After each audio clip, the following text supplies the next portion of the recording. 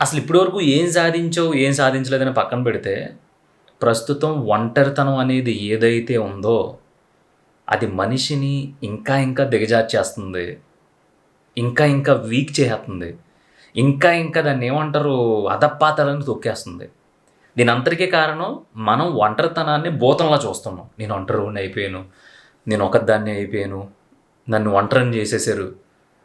నేనొక్కడినే ఇలా ఎందుకు ఉండిపోయాను. నాతో ఎవరు ఎందుకు కలవట్లేదు. ఇలా నీకు నువ్వు అనేసుకుని ఒంటరిగా ఉండడం అనే దాన్ని నువ్వు శాపంగా భావిస్తున్నావు. కానీ గొప్ప గొప్పోళ్ళందరూ చెప్పే మాట ఏంటంటే, ఆళ్ళ మాటలన్నీ పక్కన పెట్టేస్తే ఎస్పెషల్‌గా నేను అనుకునేది ఏంటంటే, ఒంటరితనం అనేది ఒక వరం. వరం ఎలా అవుతుంది? అందరూ వదిలి పడదొబ్బి ఆళ్ళందరూ హ్యాపీగా కలిసి తిరుగుతూ ఉంటే, నేనొక్కడినే ఇలా విడిగా మంద నుంచి వేరుపడిపోయి ఉండడం వరం అంటావా? అని నువ్వు నన్ను తిట్టొచ్చు. తిట్టు హ్యాపీగా. చాలా హ్యాపీ. అమ్మ నా బూతులు తిట్టే. కానీ నేను చెప్పింది విన్న తర్వాత తిట్టు. ఒంటరిగా ఉండడం అంటే ఏంటో తెలుసా? ఏ అడ్డు అదుపు లేకుండా నీకు నచ్చిన వైపు, నీకు నచ్చిన దారిలో నీ ఇష్టం వచ్చినట్టు వెళ్ళడానికి ఏ అడ్డంకులు లేకుండా చాలా స్వేచ్ఛగా ముందుకెళ్ళడానికి నీకు దొరికిన అవకాశమే ఒంటరితనం. ఇది నిన్ను ఊరుకోబెట్టడానికి, లేదంటే పాపం ఒంటరిగా ఉన్నాడేమో, ఇది వింటే కొంచెం రిలాక్స్ అవుతాడేమో అని నిన్ను బొజ్జోబెట్టడానికి ఆయి అని జోకొట్టడానికి నేను చెప్పట్లా. నువ్వు ఒంటరివి కాకుండా ఉంటే, నీకో ఫ్రెండ్ ఉంటే, నీకో ప్రేయసి ఉంటే, నీకో ప్రేమికుడు ఉంటే, లేకపోతే నీ చుట్టూ పరివారం ఉంటే, బంధుమిత్రులు ఉంటే, నువ్వు ఏ పని తలపెట్టినా సరే ఎవడో ఒకడు వచ్చి నిన్ను కెలుకుతూ ఉంటాడు. ఆళ్ళేం వేరే ఉద్దేశం కదా, అరే రారా టీ తాగుదాం, అరే రారా లంచ్కి వెళ్దాం, అరే రారా పార్టీకి వెళ్దాం, ఒరే రారా సంవత్సర ఫంక్షన్ ఉంది, ఒరే రారా అక్కడికి వెళ్దాం, ఒరే రారా ఇక్కడ కూర్చుందాం. ఇవన్నీ నీ చుట్టూ జరుగుతూ ఉంటాయి. అది ఏంటి, నువ్వంటే ఇష్టంతో, ప్రేమతో, లేదంటే మీ మధ్య నుండే ఫ్రెండ్షిప్తో, మంచి రిలేషన్తో, లేదంటే ఒక మంచి బంధుత్వంతోనో అయ్యి ఉండొచ్చు, తప్పు లేదు. వాళ్ళ సైడ్ నుంచి ఏ తప్పు లేదు. నువ్వు ఆ సెక్టర్లో ఉన్నావు కాబట్టి, నువ్వు ఒంటరివి కాదు కాబట్టి, నీ చుట్టూ చాలామంది ఉన్నారు కాబట్టి, నువ్వు చాలా పనులు తలపెట్టినా సరే ఆ పనుల్లో నువ్వు ఎవరైతే నీ చుట్టూ ఉంటారో వాళ్ళందరూ నిన్ను ఎప్పుడూ ఇంటరప్ట్ చేస్తూనే ఉంటారు. అది నీకు తెలీదు. ఎప్పుడు తెలుస్తుందంటే, వయసు అయిపోయి, ఒంట్లో ఓపిక అయిపోయి, నువ్వు చేద్దాం అనుకున్నది చేయకుండా మిగిలిపోతావు చూసావా, అప్పుడు అనిపిస్తుంది ఆ రోజు ఈ అమ్మ చుట్టూ జనం ఉండడం వల్ల నాకు తెలియలేదు, చాలా వేస్ట్ చేశాను అని. కానీ ఒంటరిగా ఉన్నోడికి ఆ ప్రాబ్లం ఉండదు. ఇందాక చెప్పాను కదా, ఒంటరిగా ఉన్నోడిని ఎవడు డిస్టర్బ్ చేయడు, ఆడిని ఎవడు అడ్డుకోడు. ఆడు ఎటు వెళ్ళాలనుకుంటే అటు వితౌట్ ఎనీ ఇంట్రాప్షన్ ఆడు స్పీడ్గా వెళ్ళిపోతాడు. ఎందుకంటే ఆడిని టీకి పిలిచి కూడా ఉండడు, ఆడితో ముచ్చట్లు చెప్పేవాడు ఉండడు, ఆడితో బాతకాని పెట్టేవాడు ఉండడు, ఆడితో పళ్ళికిలించి ఊరి సోదంతా వేసి కూర్చుని ఎదవ రాజకీయాలు మాట్లాడేవాడు ఉండడు. అప్పుడు ఆ టార్గెట్ ఎలా ఉంటుందో తెలుసా? ఇక్కడి నుంచి నేను బయలుదేరి పలానా చోటుకి వెళ్ళాలనుకున్నప్పుడు ఆడికి ఒక్క ఫోన్ కూడా రాదు. వెళ్తాడు, బండి స్టాండ్ తీస్తాడు, ఎక్కుతాడు, గాల్లో ఆలోచించుకుంటా రేపొద్దున్న నా పరిస్థితి ఏంటని వాడితో వాడు మనసులో పోరాడుకుంటాడు, ఎక్కడికి వెళ్ళాలనుకుంటాడు అక్కడికి వెళ్ళిపోతాడు. కానీ నువ్వు నేను, మనకి ఫ్రెండ్స్, పెద్ద బ్యాచ్, పెద్ద సర్కిల్ ఇవన్నీ ఉంటాయి. పలానా చోటుకి వెళ్దాం అని బయలుదేరుతాం. ఈ లోపు ఎవడో ఫోన్ చేస్తాడు, రే ఎక్కడికి వెళ్తున్నారా అంటే పలానా చోటుకి వెళ్తున్నాను, నేను అక్కడే ఉన్నాను సరదాగా ఇద్దరు కలిసి వెళ్దాం అంటాడు. నువ్వు అక్కడికి వెళ్తావు. అక్కడ నువ్వు ఆడు ఉండగా ఇంకొకటి కలుస్తాడు. ఆడంటాడు, రే అర్జెంట్ అప్పుడు పనే ఉన్నానే అంటాడు. లే అర్జెంట్ ఏం కాదు అని నువ్వు సనిగే లోపు ఆడంటాడు, ఇక్కడ మంచిగా మనోడేదో పార్టీ అంటున్నాడు, సరదాగా వెళ్ళి వచ్చేద్దాం రండి, చాలా రోజులు ఏం చూసి అంటాడు. నువ్వు అటు పోతావు. నీకు నీ పని చిన్నదయ్యి ఉండొచ్చు, కానీ నువ్వు వెళ్ళాల్సిన చోటుని వాయిదా వేయడం వల్ల అక్కడ ఒక పెద్ద అవకాశం నువ్వు కోల్పోయి ఉండొచ్చేమో, అది నీకు తెలియదు కదా. సో ఇప్పుడు చెప్పు, ఒంటరిగా ఉన్నోడు గొప్ప, లేదంటే చుట్టూ మందనేసుకుని తిరిగేవాడు గొప్ప? ఇక్కడ ఇద్దరు చెడ్డోళ్ళు కాదు, చుట్టూ ఒక పెద్ద పరివారం ఉన్నోడు బ్యాడ్ కాదు, ఒంటరిగా ఉన్నోడు బ్యాడ్ కాదు.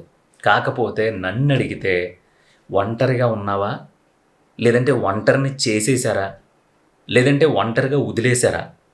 అలాంటి క్యాండిడేట్ నువ్వు అయితే కనుక నీకంటే అదృష్టవంతుడు ప్రపంచంలో ఎవ్వడూ ఉండడు.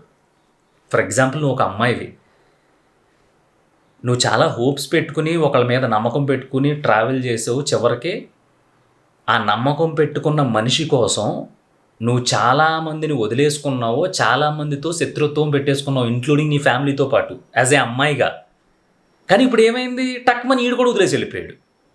సో నాకు చుట్టాలు, బంధువులు, ఫ్రెండ్స్ అన్నీ నువ్వే అనుకున్న ఒక పర్సన్ నిన్ను వదిలేసి వెళ్ళిపోయిన తర్వాత నువ్వేం ఫీల్ అవుతున్నావు అంటే నేను ఒంటరినే. అయిపోయింది, కేల్కతం దుకాన్ బంద్. అసలు మనకి ఇంక ప్రపంచంలో ఎవడు లేడు, సంకన అయిపోయింది జీవితం. ఒంటరినే గుండెలు బాధేసుకుని దగ్గేస్తున్నావు. ఎందుకో నాకు అర్థం కావట్లా. పోయాడు. అంటే ఒక మనిషి కోసం ప్రపంచాన్ని మొత్తం దూరం చేసుకున్న నిన్ను వదిలేసి ఒకడు వెళ్ళిపోయాడు. ఆడు ఒంటరే. ఎందుకంటే ఆడి చుట్టూ ఈ రోజున్న 10 మంది రేపొద్దున్న ఉండరు. ఆ 10 మంది రేపొద్దున్న ఎప్పుడైతే ఉండరో అప్పుడు ఆడి దోల తీరిపోద్ది. ఆ ఒంటరితనాన్ని అనుభవించలేక ఆ టైంలో నువ్వు పక్కన లేక పిచ్చెక్కిపోద్ది ఏదోకి. కానీ ఇప్పుడు నువ్వు ఉన్న పొజిషన్ చూసావా, చాలా పీస్ ఆఫ్ మైండ్. ఇదివరకు ఏం చేసినాడు చెప్పాల్సి వచ్చేది, అటు శాడిజాన్ని భరించాల్సి వచ్చేది. అమ్మో నేను అడ్జస్ట్ అవ్వకపోతే ఈ ఎదవ ఎక్కడ వదిలేసి వెళ్ళిపోతాడు అనే భయంతో బిక్కుమంటూ ఒక ఆడదానిలో నువ్వు బ్రతికి ఇప్పుడు దాకా. ఇప్పటి నుంచి మగోళ్ళలో బ్రతుకు. నువ్వేం చేయాలనుకుంటే చెయ్యి, నీకు ఎలా కావాలనుకుంటే అలా ఉండు. నువ్వు బ్రతకడానికి, నీ లగ్జరీకి, నీ మేకప్కి, నీ బిందాస్ లైఫ్కి సరిపడా నువ్వు ఎలాగైనా సంపాదించేసుకుంటావు. ఇదంతా కాదు, అయ్యింది ఏదో అయిపోయిందని మీ అమ్మ బాబుల దగ్గరికి వెళ్ళిపోయినా సరే వాళ్ళు హ్యాపీగా గుండెలు కత్తుకుంటారు. ఒకవేళ చీపో అని వాళ్ళు అన్నా సరే మళ్ళీ నువ్వేం ఒంటరి అయిపోవు. నీ బతుకు నీకు నడుస్తుంది. రేపొద్దున్న ఇంకొక కొత్త మలుపు వస్తుంది. ఆ మలుపు వచ్చేలోపు నీ ధ్యాస మొత్తం సెటిల్మెంట్ మీద ఉండాలి. ఆ సెటిల్మెంట్ ఏంటి అంటే సంపాదించాలి, నిలబడాలి, ఎక్కి తొక్కితే కాలు కింద కారు ఉండాలి. అయిపోయింది. ఇంకెందుకంటే ఏం కావాలి?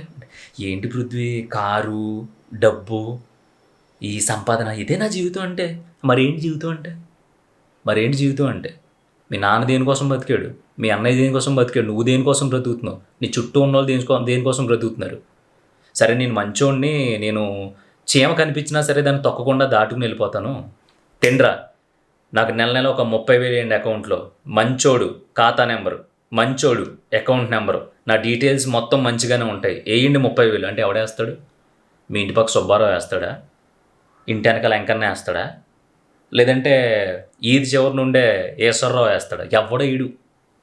సంపాదించాలి, సంపాదించి సుఖపడాలి, సుఖపడి బాగా బ్రతకాలి, బాగా బ్రతికి ఇంకొకరికి ఎవడో ఒకరికి వీలైతే ఒక చిన్న సపోర్ట్ ఇవ్వాలి.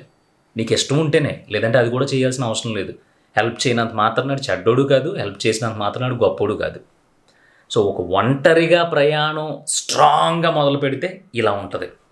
కానీ ఎవరికి అవసరంలా, నేను ఒంటరిని, ఈ రూమ్లో ఒక్కడనే కూర్చున్నాను, అయిపోయింది పరిస్థితి, ఇంకెవడో మాట్లాడట్లేదు మనతో, అయిపోయింది మొత్తం ప్రపంచం మొత్తం సర్వనాశనం అయిపోయింది అని రాత ఏంటి నాకు అర్థం కాక అడుగుతున్నాను. అదృష్టం బాసు ఒంటరోడు అంటేనే. నీకేం తెలుస్తుంది బొక్క, నువ్వు అలాగే చెప్తే ఎన్నుకోరలేనని. ఎంత పెయిన్ ఉంటుందో తెలుసా ఒక్కడే ఉన్నప్పుడు అని నువ్వు అంటావేమో. ఆ పెయిన్ అనేది నువ్వు క్రియేట్ చేసుకుంది, నీకు ఒంటరితనం ఇచ్చింది కాదు. అవునా కదా? అంటే సింగిల్గా కూర్చున్న ప్రతి ఒక్కడు ఏడుతూ మొదలు పెడితే అసలు ప్రపంచంలో ఏడవనాడు అంటే ఎవడో ఉండడు. ఏదో ఒక రోజు, ఏదో ఒక చోట, ఏదో ఒక టైంలో, ఏదో ఒక వయసులో ప్రతి మనిషి ఒంటరి అవుతాడు. పుట్టాం, పెరిగాం, అమ్మ బాబులు వెళ్ళిపోతారు. అప్పుడు నువ్వు ఒకడవే ఒంటరి. నీ ఫ్యామిలీ, నీ చుట్టాలు, బంధువులు ఎంతమంది ఉన్నా అమ్మ నాన్న వేరే లెవెల్. వాళ్ళు వెళ్ళిపోయినా సరే నువ్వు బతుకుతున్నావు కదా, అక్కడే కూర్చుని ఆడవట్లేదు కదా. కొన్ని రోజుల తర్వాత పిల్లలు వదిలేసి వెళ్ళిపోతారు, వాళ్ళు ఉద్యోగాలు చేసుకుంటారు, ఊళ్ళో ఉంటావు, సంక్రాంతికో పండగగా వస్తారు. అప్పుడు నువ్వు ఒంటరే కదా. నీ చుట్టూ ఎంతమంది ఉన్నా నీ కన్న బిడ్డలు కళ్ళ ముందు లేరంటే నువ్వు ఒంటరివే కదా. అయిపోయింది. 2-3 పిల్లలు బతుకుతూ ఉంటారు, ఏదోలా కృష్ణారామ అనుకుంటా. చివరికి వెళ్ళేసరికి నిన్ను వదిలేసి ఆవిడన్నా పోద్ది, ఆవిడ వదిలేసి నువ్వన్నా పోతావు ముందు. అప్పుడు మళ్ళీ మీ ఇద్దరిలో ఒకళ్ళు ఒంటరి అవుతారు. ఒంటరి అయిపోయారు కదా, నువ్వు వేసుకోవట్లేదు కదా అందరూనే. మళ్ళీ కృష్ణారామ అంట వచ్చిన డబ్బులతో, దక్కిన మనశ్శాంతితో ఏదోలా బ్రతికేస్తున్నారు కదా, ఏదోలా కాలం విడుస్తున్నారు కదా. అంతే, సింపుల్. ఈ మధ్యలో క్రియేట్ చేసుకునే బర్డెన్ ఏదైతే ఉంటుందో, నా కర్మ కలిపేది నువ్వు క్రియేట్ చేసుకుంటుంది. ఎంతమంది ఒంటరిగా మిగిలిపోయారు? ఒంటరి అంటే ఒక్కడే ఉండడం, ఒంటరి అంటే ఏకాంతంగా ఉండడం. గుర్తుపెట్టుకో. నువ్వు ఒక రిలేషన్లో ఒక రూమ్లో కూర్చున్నావు, అబ్బా ఇంకా నేను ఇది చెప్పేసి ఆపేస్తా, నా వల్ల అవట్లా. నువ్వు కూర్చున్నావు, నువ్వు ఒక మంచి మూడ్లో ఏదో ఆలోచించుకుంటున్నావు, టక్కుమని నీ లవర్ వచ్చి ఇలా మీద పడిపోయి అయ్యి ఇది తెలుసా ఏదో చెప్తుంది, చిరాకు వచ్చేస్తుంది, నీకు కేకేస్తావు. పిచ్చెక్కిందా నీకు? ఏంటో మీద పడిపోవడం ఏంటి ఏమైంది ఇప్పుడు అంటే నేను ఐస్ క్రీమ్ తిన్నాను, ఫ్లేవర్ ఎంత బాగుందో తెలుసా, నీతో షేర్ చేసుకుందాని వస్తే నా మీద అరుస్తావా అంటది. ఆ టైంలో అది నీకు ఎంత బుల్షిట్, ఎంత దరిద్రంగా కనిపిస్తుందో తెలుసా? అప్పుడు నువ్వు ఏకాంతంలో ఉన్నావు, ఆ ఏకాంతాన్ని ఒక పర్సన్ చెడదొబ్బింది. సో అదే రూమ్లో నువ్వు ఫెయిల్ అయిపోయావు, బ్రేకప్ అయిపోయింది, అదే రూమ్లో కూర్చున్నావు, అదే టైంలో ఏదో ఆలోచించుకుంటున్నావు. అలా ఆలోచించుకోవడం మొదలుపెట్టిన నువ్వు నీకు నువ్వుగా డిస్టర్బ్ అయితే తప్ప నిన్ను డిస్టర్బ్ చేసేవాడు ప్రపంచంలో ఎవడో ఉండడు. మరి ఇది వరం అంటావా, శాపం అంటావా? నువ్వే కామెంట్ చేయి. నిజంగా నువ్వు ఒంటరిగా ఫీల్ అవుతూ ఉంటే నాకు తెలిసి నీకు కొన్ని లక్షల కోట్ల లాటరీ తగిలినట్టే. అదేంటి అలా అంటున్నావు? లక్షల కోట్ల లాటరీ తగలడానికి ఒంటరితనానికి రీజన్ ఏంటి, సంబంధం ఏంటి? అన్నీ కనిపిస్తే ఒక్కసారి వీడియో వెనక్కి వెళ్ళి హెడ్ ఫోన్స్ పెట్టుకుని ప్రశాంతంగా విను. క్లారిటీ రాకపోతే కామెంట్లలో పచ్చి బూతులు తిట్టు, నీ కామెంట్ నేను పింగ్ చేస్తా.